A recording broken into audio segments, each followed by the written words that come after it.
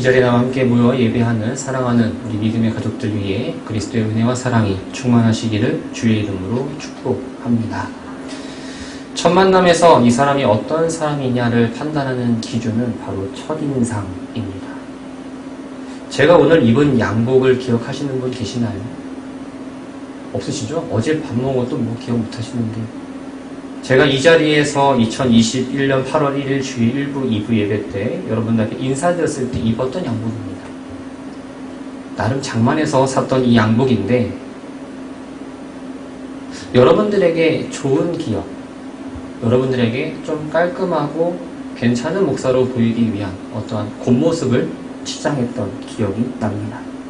사람에게 첫인상을 잘 보이려면 우선 어떤 자세가 중요합니다. 옷차림도 중요합니다. 또 목소리도 중요하고요. 그 사람이 이야기할 때의 어떤 표정을 짓는 것도 중요합니다. 그래서 그것을 자기가 판단을 해서 이 사람은 좀 괜찮은 사람이다, 이 사람은 좀 별로다라고 우리가 내 나름의 어떤 기준을 정해서 판단을 하지요. 그런데 겉모습으로 판단했던 것과 다르게 이야기를 나누면서 혹 몇 마디의 말을 들으면서 이 사람이 좀 이런 면이 있네, 좀 달라 보이네 라고 할 때가 있습니다. 말에는 생각과 마음이 담겨 있어서 말을 가볍게 하는 사람을 보면 그 사람의 인격 또한 좀 가벼워 보여요. 반대로 말 한마디에 감동과 진심이 담겨 있다고 느껴지면 그 사람의 마음을 얻습니다. 별것 아닌데 참 기분이 좋아요. 말에는 생명력이 있어서 한마디의 말로 상대방을 죽일 수도 있고 상대방을 살릴 수도 있고 기분을 좋게 할 수도 있고 나쁘게 할 수도 있습니다. 못을 박았다가 빼면 이 못자국이 남는 것처럼 이미 말로 받은 상처나 어떠한 실망은 다른 어떤 걸로 메꿀 수가 없습니다. 그리고 한번 뱉은 말은 다시 주워 담을 수 없기 때문에 늘 조심해야 합니다. 야고보서 3장 10절 말씀을 보면 한 입에서 찬송과 저주가 나오는도다 내 형제들아 이것이 마땅하지 아니하니라 라고 말합니다. 예수를 믿고 옛사람을 버리고 새 사람을 입은 우리는 하나님을 찬양하고 기쁨과 감사와 어떠한 소망의 말을 더 많이 해야 되는 위치에 있습니다. 그런데 상황과 환경에 따라서 다른 사람을 좀 원망하거나 인격적이지 않은 말을 할 때가 종종 있지요. 내가 생각했을 때 이 사람은 좀 나랑 친하니까, 내가 좀 가까우니까 이렇게 말해도 괜찮겠지 하면서 내 감정과 내 생각을 있는 그대로 말할 때가 있습니다. 의도차게 그것은 다른 사람들에게 상처를 주기도 합니다. 반대로 상대방이 나를 그렇게 생각하면 내가 그 말을 듣고 상처를 받거나 그 말이 비수가 되어서 가슴에 오래 남게 됩니다. 우리가 흔히 가까운 사이라고 생각하는 어떤 그룹은 무엇일까요? 바로 가족입니다. 부모와 자식 간에, 부부 사이에, 또 형제 간에, 아니면 좀 나랑 정말 모든 걸 나눌 수 있는 친구 사이에 어떤 말 한마디로 인해서 작은 문제가 큰 문제가 되고 그 문제가 봉합되지 않아서 평생 평행선을 가는 걸 본 적이 있습니다. 믿음의 공동체 안에서도 마찬가지입니다. 나이가 많고 적음을 떠나서 직분을 떠나서 한마디의 말이 마음에 맺히면 그 사람을 볼 때마다 저 사람이 나한테 이 말을 했지 하면서 괜히 피하고 싶어지고 마음이 아픕니다. 어떤 얘기가 와전되면서 그 얘기를 내가 다시 들었을 때에 상처를 받아서 마음에 어려움을 겪게 되고 거기서 끝나면 좋은데 이게 신앙생활까지 이어지는 걸 보면 좀 마음이 좋지 않아요. 우리는 성도로 또 믿음의 사람이라 표현합니다. 믿음의 사람은 하나님의 생명을 가슴에 품고 사는 사람입니다. 그렇다면 우리가 뱉는 어떠한 말들은 다 하나님의 생명이 들어가는 말이에요. 하나님의 생명의 말이 들어갔다는 그 말은 이 안에 독이 들어간 것도 아니고 칼 같은 말도 아니고 형제와 내 이웃과 내 부모와 가족과 모든 사람들에게 비난과 원망의 말이 아니라 공동체를 살리고 나를 살리고 우리의 가정을 살리는 말이 되어야 합니다. 그래서 더 나아가 우리 교회 가운데에 하나님을 찬양하는 말들이 가득해야 합니다. 오늘 본문을 보면 로마서입니다. 이 로마서는 사도 바울의 3차 선교 활동 가운데의 거의 끝부분에 기록된 서신입니다. 우리가 아는 것처럼 사도 바울은 이방인의 구원을 위해 세움받은 이방인의 사도입니다. 그러나 우리가 오늘 함께 읽은 본문 10장 1절 말씀을 보면 자기 동족인 이스라엘이 예수 그리스도를 믿고 구원에 이르기를 원했음을 알 수 있습니다. 바울의 인생 가운데 이스라엘 백성들은 어떤 사람들일까요? 그들은 그렇게 좋은 기억을 주는 사람들이 아니었습니다. 세 차례에 걸친 어떤 전도 여행 가운데에 가장 많이 핍박을 했던 사람들이 바로 이 이스라엘 사람들입니다. 유대인들은 바울을 원수로 대했지만 바울은 그들을 악의적으로 대하지 않았습니다. 오히려 그들이 모두 구원에 이르기를 하나님 앞에 간구합니다. 앉아서 기도만 하는 것이 아니라 전도 여행을 할 때마다 가장 먼저 유대교 회당을 찾아가서 복음을 전했습니다. 바울은 이스라엘 민족이 구원을 받지 못한 것에 대해서 안타까워했을까요? 유대인들은 하나님과 율법 그리고 성전 제사에 대해서 대단한 열심을 가지고 있었습니다. 바울도 전에는 유대교에 심취했던 사람으로서 누구보다 유대교 열심이었기 때문에 그들의 열심을 잘 알았던 사람입니다. 그러나 유대인들의 열심은 올바른 지식, 즉 예수 그리스도를 통한 어떤 복음의 진리를 따르지 않았음을 이야기합니다. 바울은 율법을 행함으로 의롭게 되는 게 아니라 율법의 마침이 되시는 그리스도를 믿음으로 의롭게 된다라고 말합니다. 그래서 율법을 가리켜서 그리스도에게 인도하는 초등교사라고 표현을 하죠. 여기서 초등교사는 오늘날의 초등학생들을 가리키는 교사의 의미는 아닙니다. 인도하는 자, 이끄는 자라는 뜻으로 이 귀족 계급에 속하는 아이들을 생활과 어떤 품행을 지도하고 어떤 제한하고 가리킬 임무를 맡은 그 종들을 의미합니다. 바울은 율법을 초등교사와 같이 제한적인 부분을 통해서 또 지도함으로 죄를 깨닫게 하고 그로 인해 하나님의 은혜를 알고 그리스도에게 나아가기 위한 방법일 뿐이라고 생각했습니다. 우리는 율법이 아니라 율법의 마침이 되시는 예수 그리스도를 믿는 사람들입니다. 그렇다면 우리의 믿음은 어디에서부터 왔을까요? 로마서 10장 17절 말씀을 보면 믿음은 들음에서 나며 들음은 그리스도의 말씀으로 말미암았느니라 라고 말합니다. 믿음은 지식으로 배워 머리로 믿는 게 아니라 하나님의 말씀을 듣고 이 성령을 통해서 내 마음에 자리 잡아 믿게 되어진 겁니다. 마음은 감정의 자리만이 아니라 하나님의 성령의 능력으로 인해서 신앙의 뿌리를 내리게 되는 인격의 중심지입니다. 그래서 단순히 입술로만 예수를 고백한다라고 하면 앵무새를 잡아서 교육시킬 수 있습니다. 지식으로만 아는 믿음이라면 예수를 믿지 않은 종교 연구가도 말할 수 있는 어떤 단어입니다. 그러나 마음으로 그리스도를 믿고 사랑하며 예수님이 내 삶의 주인입니다. 예수님이 내 삶의 왕입니다. 하나님께서 예수님을 죽은 자 가운데 살리셨다라는 그 사실을 고백할 수 있는 건 성령의 도우심을 받은 이 성도만이 할 수 있는 믿음의 고백입니다. 믿음장이라 말하는 히브리서 11장 1절 말씀을 보면 믿음은 바라는 것들의 실상이요 보이지 않는 것들의 증거라고 기록합니다. 실상이라는 단어는 그 원래의 뜻은 아래에 서 있다, 어떠한 기초가 되다라는 의미입니다. 믿음은 우리가 바라는 것들에 대한 확신을 가지고 견고히 서 있을 수 있도록 확실한 발판을 말하는데 이 발판의 근원이 바로 하나님이라는 사실입니다. 그래서 믿음은 어디서부터 왔습니까? 말씀이신 하나님으로부터 온 겁니다.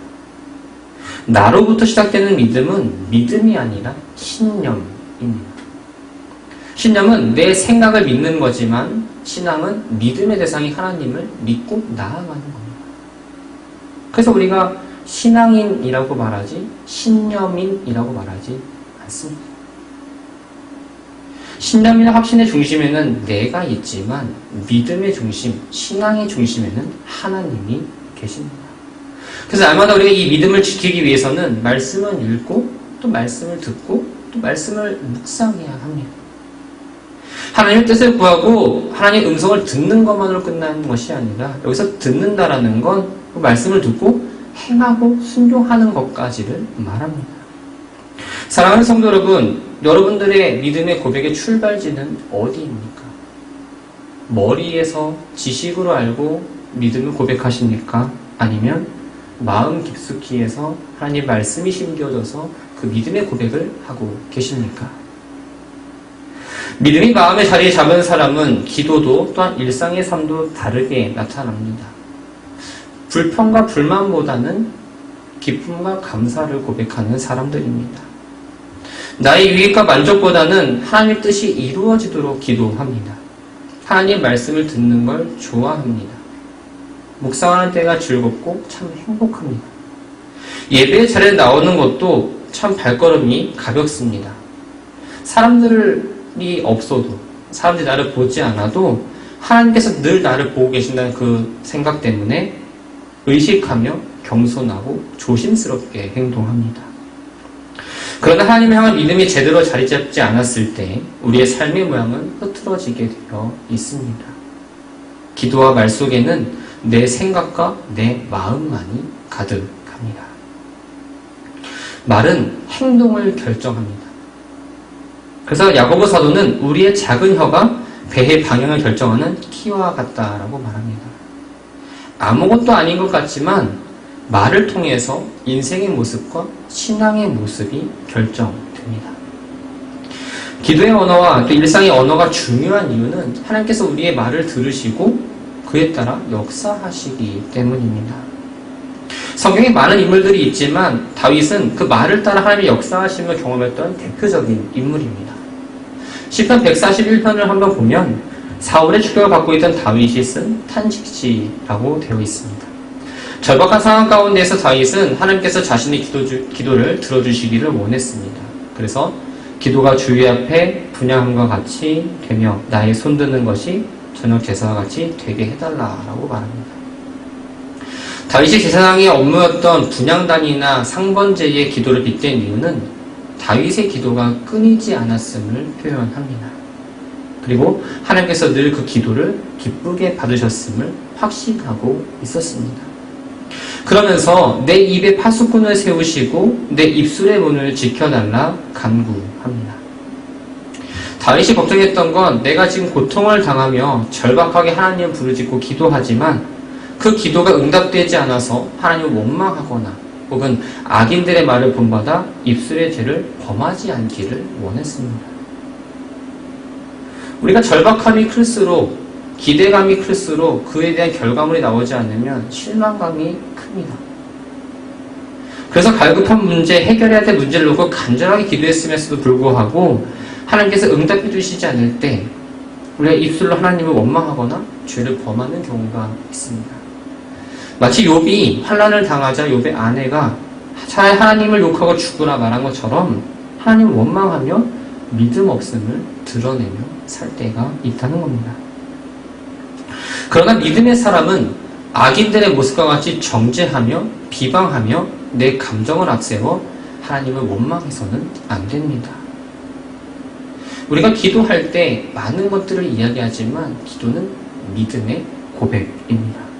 한순간, 어떠한 때만, 정해진 시간만 하는 게 아니라 날마다 분향단이 향을 피우고 지속적으로 번제를 드리는 것처럼 향기로운 연기가 되어서 하나님께서 그 냄새를 맡을 수 있도록 우리는 늘 기도해야 합니다. 그렇다면 우리가 어떻게 기도해야 할까요? 첫 번째는 소원의 언어로 기도해야 합니다. 기도한다는 건 무언가를 구한다입니다. 무언가를 구한다는 건 어떠한 원하는 게 있다는 거겠죠. 예수님께서 기도를 가르쳐 주실 때 먼저 구하라 라고 말씀하셨습니다. 여러분들은 잘 구하고 계십니까? 마태복음 15장에 보면 귀신 들린 딸의 치유를 경험한 어떤 가나안 여인의 이야기가 나옵니다. 예수님께서 두로와 시돈 지방으로 들어가셨습니다. 이곳은 당시 유대인들이 이방 나라 중에서도 가장 더럽게 여기며 배척하던 곳입니다. 여기에 등장하는 이 가나안 여인은 누가복음에서는 수로보니게 여인이라 나오는데 당시 유대인과 원수관계에 있던 지역의 사람이었습니다.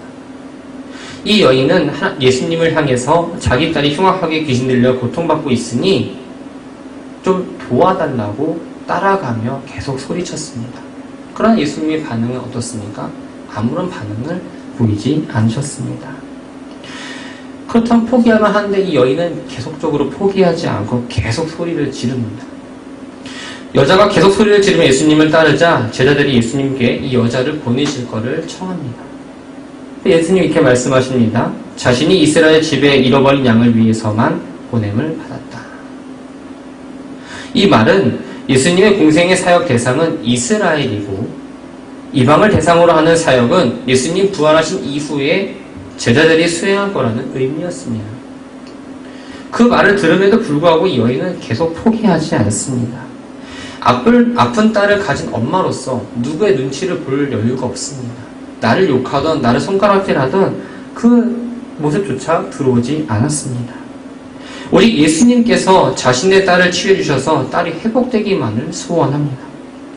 그러나 그날 향한 예수님의 반응은 좀 차갑게 느껴집니다. 이렇게 또 말씀하십니다. 자녀들의 떡을 취하여 개들에게 던짐이 마땅하지 않다. 이방인을 개에 비유한 건 당시 유대인들이 이방인들을 향한 최고의 혐오의 표시였습니다. 예수님께서 여인을 냉정하게 대하면서 인격적으로 모욕이 되는 말을 한 건 의도적이었습니다. 그 여인의 반응을 통해서 믿음을 보고자 하셨던 겁니다. 여인은 이렇게 말합니다. 개들도 자기 주인의 상에서 떨어지는 부스러기를 먹습니다. 예수님은 여인의 대답을 들으시고 이 여자의 믿음이 크다고 칭찬하시며 그녀의 소원대로 그녀의 딸이 그 순간 귀신으로부터 해방됨을 경험합니다. 이 여인은 분명한 소원이 있었습니다. 그 전에 예수님께서 내 딸을 고쳐주실 거라는 분명한 믿음이 있었습니다. 믿음이 있었기 때문에 소원을 말했고 그 소망을 가졌기 때문에 그 소원을 이룰 수가 있었습니다. 바라고 소망하기는 우리 현실에 안주하지 않고 어떤 믿음 없이 소망 없이 살아가는 사람들이 되지 않기를 소망합니다. 예수님에 대한 소망도 좋습니다. 하나님의 능력을 믿으면서 그 능력 가운데에 하나님께 소망을 말하고 응답받고 살아가는 저와 여러분들이 되기를 주의 이름으로 축원합니다. 두 번째는 믿음의 언어로 기도해야 합니다. 아까 말씀드린 대로 기도하는 사람은 믿음의 사람입니다. 믿음은 말씀에 반응하는 겁니다. 말씀에 반응하려면 말씀을 믿어야 합니다. 무엇이든지 기도하고 구하는 것은 받은 줄로 믿으라. 그리하면 너희에게 그대로 되리라. 하나님은 믿음으로 구하는 자에게 주신다고 말씀을 하십니다. 귀신 들린 아들을 데리고 제자들을 찾아왔는데 제자들이 귀신을 쫓아내지 못했습니다. 그때 아버지의 심정은 어땠을까요? 답답했을 겁니다. 그때 예수님이 이곳에 오셔서 아버지는 예수님께 말합니다. 무엇을 하실 수 있거든 우리를 불쌍히 여기서 도와주옵소서. 그때 예수님은 그 아버지 요구가 잘못된 거라고 지적을 하십니다. 할 수 있거든이 무슨 말이냐? 믿는 자에게는 능히 하지 못할 일이 없느니라. 진심으로 나를 믿고 기도한 것이냐 아니면 주님이 그냥 고쳐주실 거라는 어떤 막연한 기대감을 나타낸 것이냐를 지적한 것입니다. 이때 아이의 아버지는 자기 자신의 믿음이 없다는 사실을 발견하고 나의 믿음 없는 것을 도와주소서라고 하나님 앞에 구했습니다. 하나님께서 우리에게 원하시는 건 할 수 있거든이가 아닙니다. 믿음으로 요구하기를 원하십니다. 믿음으로 선포하고 믿음으로 확증해야 합니다. 우리의 언어는 믿음의 씨앗입니다. 그래서 어떠한 말을 심냐에 따라서 거두는 열매가 다르게 나타납니다. 수많은 위기 가운데에서도 하나님을 향한 찬송과 감사를 일전하던 다윗은 이렇게 고백합니다. 여호와는 나의 목자시니 내게 부족함이 없으리로다. 다윗은 말을 할 때마다 늘 믿음의 말을 고백했던 사람입니다. 블레셋과 전쟁에서 모두가 두려워 떨고 있을 때 이 어린 다윗은 골리앗을 향해서 분한 마음을 갖고 나갔습니다. 그러면서 오늘 여호와께서 너를 내 손에 넘기시겠다라며 자신의 승리를 확신하며 하나님의 도우심을 구하고 나아갔습니다. 하나님은 다윗의 말대로 역사하셔서 누구도 생각하지 못한 승리를 거두게 하십니다. 사울왕이 쫓겨다니고 아들 압살롬에게 위협을 피해 도망치는 어떤 위기의 순간에서도 견딜 수 있었던 건 환경과 상황과 더 크신 하나님을 바라보며 외친 믿음의 말들이 있었기 때문입니다. 내가 사망의 음침한 골짜기를 다닐지라도 해를 두려워하지 않는 것은 주께서 나와 함께 하심이라. 사랑하는 성도 여러분, 우리가 삶을 돌아볼 때에 내가 믿음의 언어를 잘 심고 왔는지 한번 돌아보시기 바랍니다. 세상은 사실의 언어로 살아가지만 천국은 믿음의 언어로 살아갑니다. 우리에게 가장 천국은 바로 우리의 가정과 교회입니다. 기도뿐만 아니라 여러분의 삶의 현장에서 믿음의 언어를 많이 심고 뿌리며 살아가시길 바랍니다. 믿음의 사람을 보면 힘든 가운데에서도 얼굴을 찡그리지 않습니다. 그들의 말은 부정적이지 않습니다. 염려하지 않습니다. 어렵고 힘들지만 기대와 소망이 있습니다. 긍정적이고 부지런합니다. 그리고 어떤 일을 하기 전에 항상 준비가 되어 있습니다. 바라기는 우리 사랑하는 성도님들도 하나님 앞에 믿음으로 고백하면서 하나님 주시는 복과 은혜를 받고 누릴 준비를 하는 귀한 성도가 되기를 주의 이름으로 축원합니다. 마지막으로 축복의 언어로 기도해야 합니다. 우리가 말을 많이 하지요. 하루에 얼마나 많은 말을 할까요? 어떤 연구 결과를 보면 성인 남자는 하루에 25,000단어를 말한다 합니다. 근데 여성분들은 3만 단어를 이야기한다고 해요. 이 이야기하는 시간을 모으면 일생을 봤을 때 13년이라는 시간을 사용한다 합니다. 그리고 일상생활에서 긍정적인 말보다는 부정적인 말을 더 많이 듣고 사용합니다. 자신에 관해서 태어나서부터 이 청소년기까지 시간 동안 17만 3천 개의 부정적인 메시지를 듣고 16,000개의 긍정적인 소리를 듣는다라는 연구가 있습니다. 의도적으로 긍정적인 말, 어떤 축복의 말을 하지 않는 이상 우리는 늘 부정적인 말에 노출되어 있다는 사실이에요. 그래서 가끔 그러죠. 너 이거 할 수 있겠어? 너는 안 될 것 같은데? 다 부정적인 말이잖아요. 그렇기 때문에 우리는 늘 주어진 삶에서 하나님 앞에서 기도할 때에 의식적으로라도 축복의 언어를 해야 합니다. 민수기 6장을 보면 본격적으로 가나안 행군을 위해서 이스라엘 군대가 편제됩니다. 그리고 나서 아론과 그의 아들들에게 하나님을 대신해 이스라엘 자손에게 하나님께서 지키시고 은혜를 베푸시고 평강 주신다라는 그 축복을 하라고 말씀하셨습니다. 제사장들에게 백성들을 위한 속죄 사역뿐만 아니라 축복해야 하는 의무도 주어진 겁니다. 백성들을 축복해서 그들에게 하나님의 은혜의 복을 전달해야 했습니다. 마찬가지입니다. 하나님은 지금도 우리 옆에서 우리를 복 주시기 원하십니다. 그 우리는 구약의 제사장과 같이 하나님의 이름으로 축복하는 삶을 살아야 합니다. 그렇다면 누구를 축복해야 할까요? 가장 먼저 하나님께서 만들어주신 가정의 구성원들을 축복해야 합니다. 부모의 말 한마디가 자녀의 삶의 방향을 변화시킵니다. 남편과 아내의 말 한마디가 가정의 화목을 좌우합니다. 나와 함께 믿음의 길을 걸어가는 이들 또한 축복해야 합니다. 믿음의 가정들이 축복을 받고 그 축복이 또 옮겨지고 하다 보면 이 교회 가운데에 축복의 말만 가득할 줄 믿습니다. 더 나아가서 나는 나와 함께하는 이들을 축복해야 합니다. 사장의 말 한마디가 직원들의 의욕을 살리고 힘들고 지쳐있는 동료들에게 위로의 말 한마디가 힘을 북돋아주는 것처럼 나와 함께하는 이들을 축복함으로 그들을 살리고 그들이 살아서 나도 살아야 합니다. 마지막으로 더 나아가서 우리의 이웃과 원수를 위해서도 축복해야 합니다. 사실 나와 아무런 관계없는 사람을 축복한다는 것만큼 어려운 건 없습니다. 더군다나 원수를 축복하라는 말은 정말 힘듭니다. 그러나 하나님의 제사장으로 부름받은 우리에게는 축복의 의무만 있음을 기억하시기 바랍니다. 하나님을 알지 못하고 이들을 축복하고 또한 그들에게 하나님의 복음을 전해주어서 하나님을 믿고 구원에 이르는 복을 누릴 수 있도록 우리는 그 역할을 감당해야 합니다. 사랑하는 성도 여러분, 여러분들은 얼마큼 축복하며 살아가십니까? 여러분들 말 가운데에 누군가를, 내 가족을, 내 아이를, 내 남편을, 내 아내를 얼마큼 축복하며 또 기도하고 계십니까? 하나님께서는 하나님의 이름으로 축복하라 말씀하십니다. 축복을 받은 우리는 축복의 근원이신 하나님께 감사를 드려야 합니다. 누군가를 축복할 수 있음에 감사하고 누군가로 인해서 내가 축복받는 것에 대해서도 감사할 수 있는 믿음의 고백이 나와야 합니다. 우리는 성도입니다. 우리는 예수 그리스도를 믿습니다. 내 안에 예수의 생명을 안고 살아갑니다. 그렇기 때문에 우리의 입술은 하나님의 마음을 담은 믿음의 고백이 나와야 합니다.